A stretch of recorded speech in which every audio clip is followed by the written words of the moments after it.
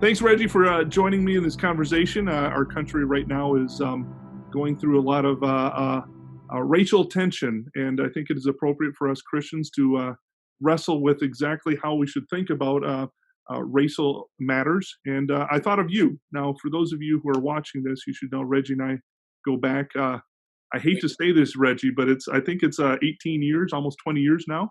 Wow. Reggie was my boss.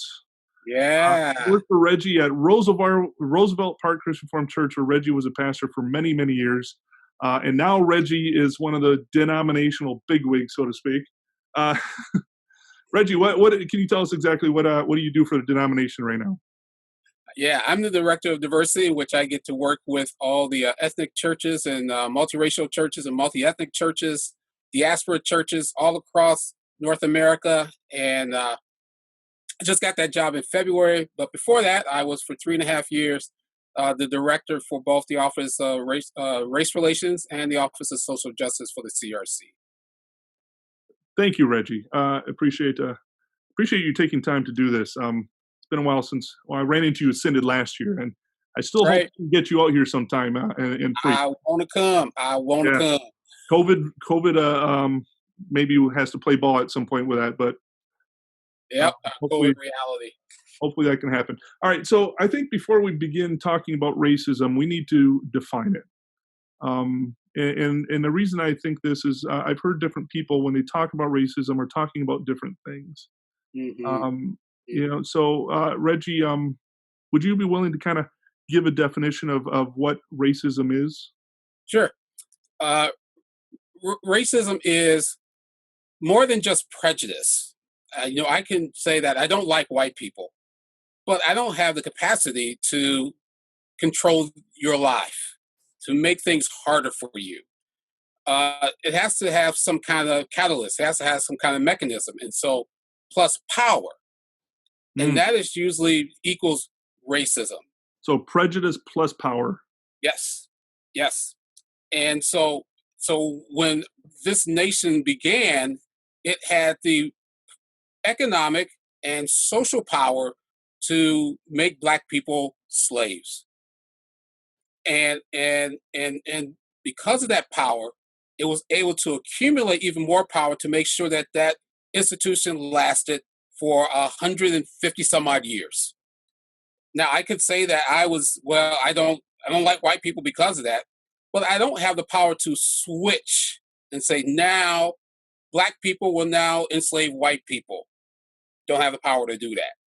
And so I can be prejudiced, but I don't have the power in order to make it into racism that touches every breath and every institution and everything in our country. And so when I hear stuff like, reverse racism, that really doesn't exist because it's really about prejudice, but not the power to control the total lives of people.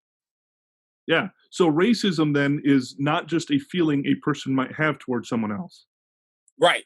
That's not just a feeling where it can just be an individual thing. You have to look at it in a systemic kind of way, and I think that's where a lot of people, a lot of our people get stuck with the individual, because that's really deep in our culture. It's really deep in how we think about that. But if we're really honest about it, as Reformed people, we've never thought about sin as being individualistic. It's always been corporate. Yeah. I mean, Israel was, when Achan sinned, it wasn't just, Achan was a bad guy, we have to just punish him. No, God punished all of Israel. Yeah. And so to be Reformed is actually to think corporately about how sin actually spreads, like a coronavirus. And so when we look at systemic racism, we say that it touches every institution, every aspect of life. Can you give a couple examples about how that might look like today?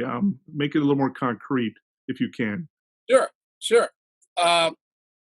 My parents grew up in Mississippi, and they grew up in a little town called Brooksville, Mississippi, and they were born in the 1930s. they grew up knowing that they went to segregated schools and they could only sit in certain places in a diner. And I remember my mom talking about there was only certain fountains which she could drink out of. And that was the result of the loss of the Civil War. And somehow the South had to find a way to keep the institution in place without having to deal with the federal government. And so that's how Jim Crow came about.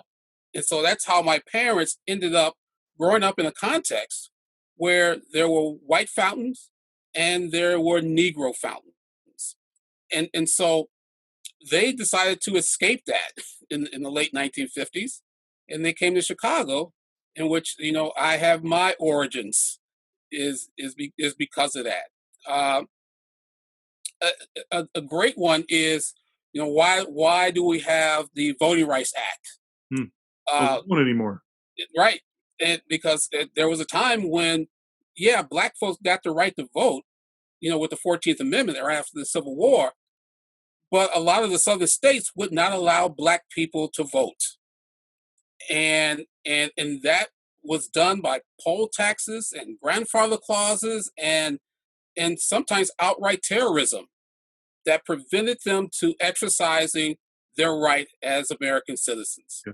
And it was not until the federal government got involved and said that is not right, and made sure that those states like Mississippi had to not impinge my parents' right to exercise the freedom to vote for whomever they wanted on that ballot.